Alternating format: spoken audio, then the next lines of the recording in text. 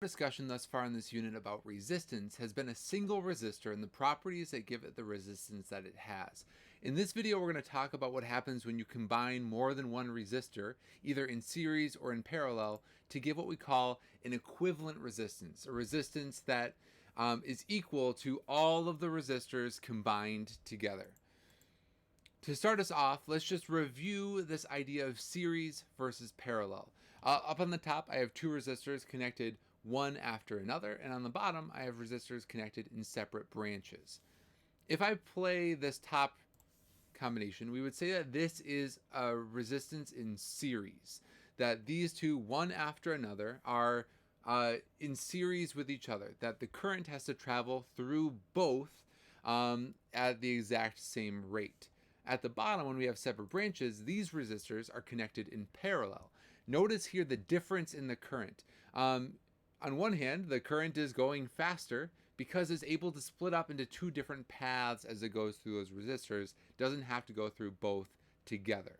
Now, a way to quantitatively start to think about this is to first start with a physical model. And my favorite physical model for this is what I call the straw resistor. It's using a straw, blowing through it to simulate a current going through a resistor. A great physical model for showing how resistors add up when current is traveling through a resistor is by blowing air through a straw. I'm going to take a straw here and then inhale a full breath of air and exhale all of that air through the straw. By timing how long it takes to do that, I get a general sense of how much resistance this straw was providing. The longer it takes, the more it was resisting that flow of air. Now, if I take a straw that is twice the length as that straw, it is like connecting two of this straw in series, one right after the other. And I can exhale through the straw as well.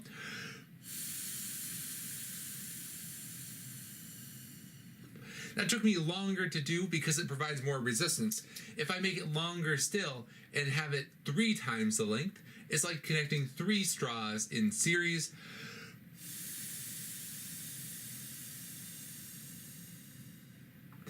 And as long as I take one uniform breath of air to begin with, it's like providing the same voltage and the current slows down because there's more resistance. Now, if I take 2 straws and then I connect them next to each other, so a bundle of 2 straws, it's like connecting this in parallel. Now if I blow through, I'm going to see a different resistance than I did when the 2 straws were connected in series. So here goes 2 parallel straws. So it went faster than a single straw did because now there's 2 pathways for that current to flow.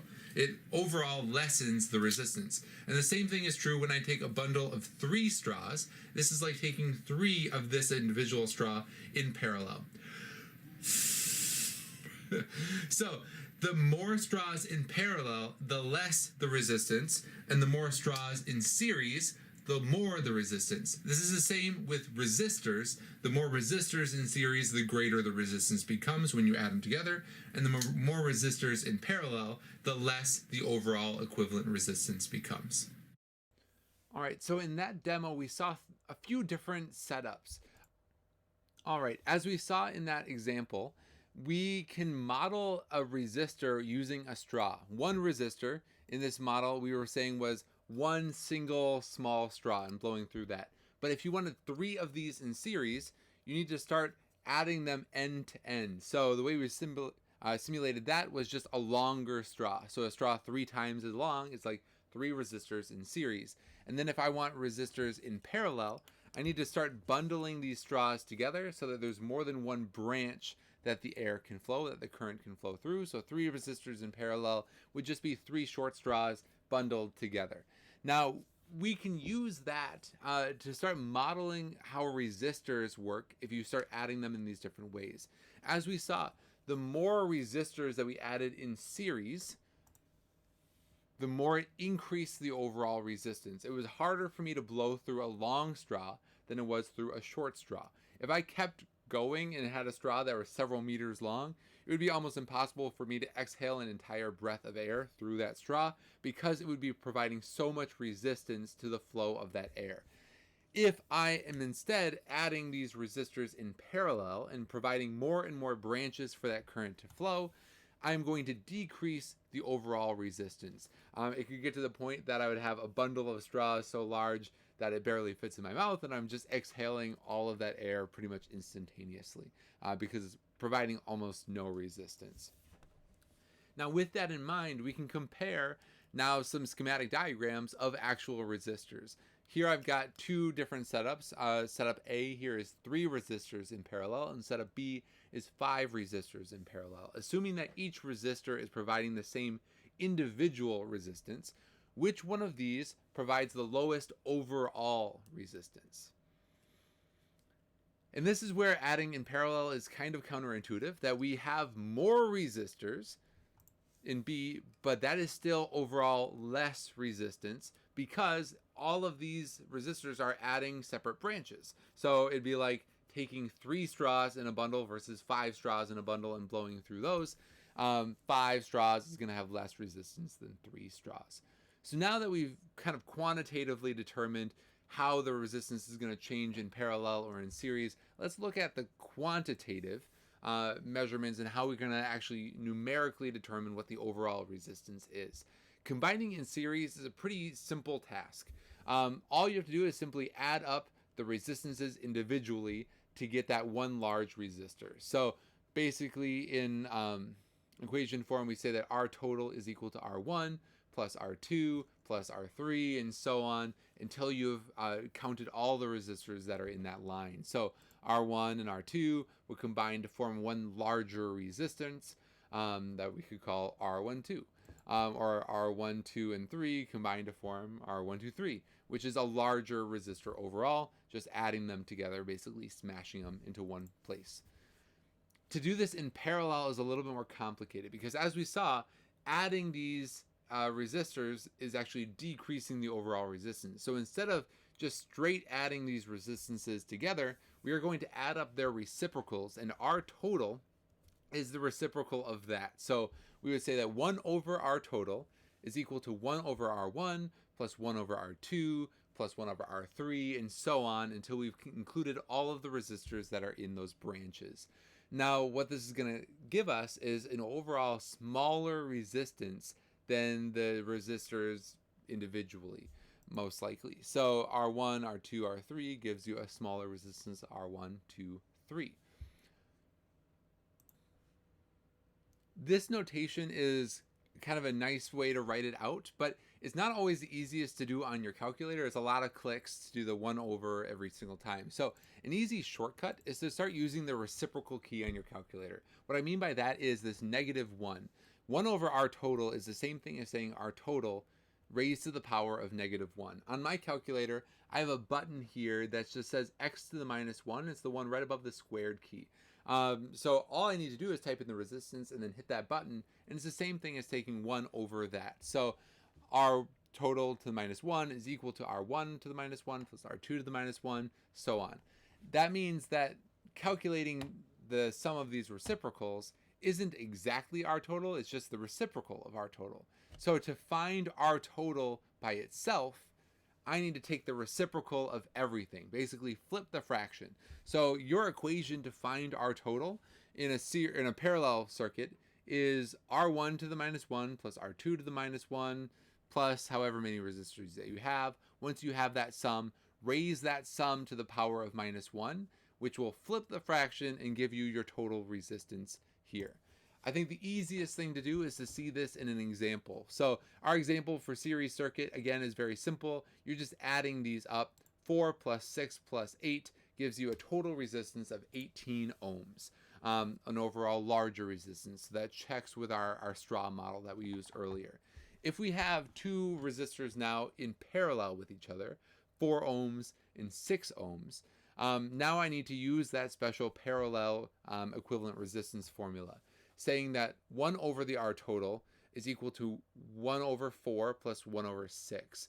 You could go through this and find the common denominator, solve for that equation, and then flip it to find RT. Or you can start using that reciprocal key, rewriting this as, flipping the fraction, RT would be 1 over 1 1/4 plus 1/6. Or in the reciprocal key format, I could just write this as 4 to the minus 1 plus 6 to the minus 1, all of that raised to the power of minus 1. If you have a calculator handy, I would encourage you to try this to make sure that you get the same answer that I do. If I do that on my calculator, I find that this equivalent resistance is 2.4 ohms. Again, it is a smaller resistance than the ones that we had before, so that checks out with our model that we saw earlier. In your physics data booklet for IB Physics, you will see these two equations that are presented here. They are not labeled for which one is series and which one is parallel, so you will need to memorize that. And honestly, these are fairly easy formulas to just remember. It's just the process in finding the equivalent or total resistance of these resistors connected together. So where this gets a little bit more interesting is when we combine resistors in some combination of series and parallel at the same time. So this combination here from the left to the right is not all in series and is not all in parallel. Instead, we've got some resistors that are in series with this parallel branch. So the way we're going to solve this is to break it down into steps and keep making things a little bit simpler. So I see that these two resistors here are connected in parallel. I can combine those together to make one resistance here and redraw this as a 1 ohm and whatever this is and a 3 ohm. Now these two together are connected in parallel, so I can combine that. 3 to the minus 1 plus 6 to the minus 1, all that to the minus 1 is 2 ohms. So now what I'm left with is 3 resistors in series, 1 ohm, 2 ohms, and 3 ohms. And I can combine that to a single overall equivalent resistance. That's my final goal here. And that is just 1 plus 2 plus 3, which is, of course, 6 ohms. So all of these resistors here on top can be simplified a couple times to give you a final overall resistance of 6 ohms. Let's look at another example here. In this case, I've got some parallel branches with a couple resistors on each. Just to break down the steps, these two branches can be simplified down because they are in series to give you a simplified drawing that looks something like this, with some mystery resistors here relative to what you were given before. Then this parallel branch is just parallel, so that can be combined into an equivalent resistance here. So go ahead and take a minute to calculate what is the overall resistance of this diagram here, taking it down these couple steps. Well, if I look at this purple junction here, 7 plus 2 is 9. They are connected in series, so this becomes 9 on the top branch. On the bottom branch, 10 plus 8 is 18, so this bottom branch becomes 18 ohms. Now I have two resistors in parallel, 9 ohms and 18 ohms. Connecting those using our parallel formula, we end up with 6 ohms of resistance. It won't always, it doesn't have to be a nice perfect number. A lot of the examples that I like to provide are a nice even number. It's a good check for you as you're learning to make sure that you are doing it correct. If you're getting crazy numbers with lots of decimals and the problems that I've written, there's likely something that you're doing wrong in that combination. So that's a nice check for you, but note that it's not a rule of physics that the number has to be a nice integer in the end. All right, this can be bigger. One of my favorite things to do is to solve equivalent resistance. I just think it's a fun puzzle. It kind of feels like the game 2048, where you're sliding things together and combining like terms. So here you can combine parallel, then series, and parallel, and series, and combine all of this down to one equivalent resistance. If you want to try it, I would encourage you to pause the video and check it out. If you are correct, I believe the answer in this one should end up being 112 ohms, and it's just super satisfying to solve. So even knowing that final answer, it'd be fun for you to maybe try to work your way through that to get to 112 ohms. It feels pretty good. All right, the takeaways for this: you should be able to calculate the equivalent resistance for combinations of all series or all parallel, and use a conceptual model to help you describe should that resistance become bigger or smaller overall. And then you should be able to systematically step through a calculation of equivalent resistance for some complex combination. So like the examples we saw in the last couple of slides, where there were some series and some parallel, and you had to break it down into parts to make it more and more simplified.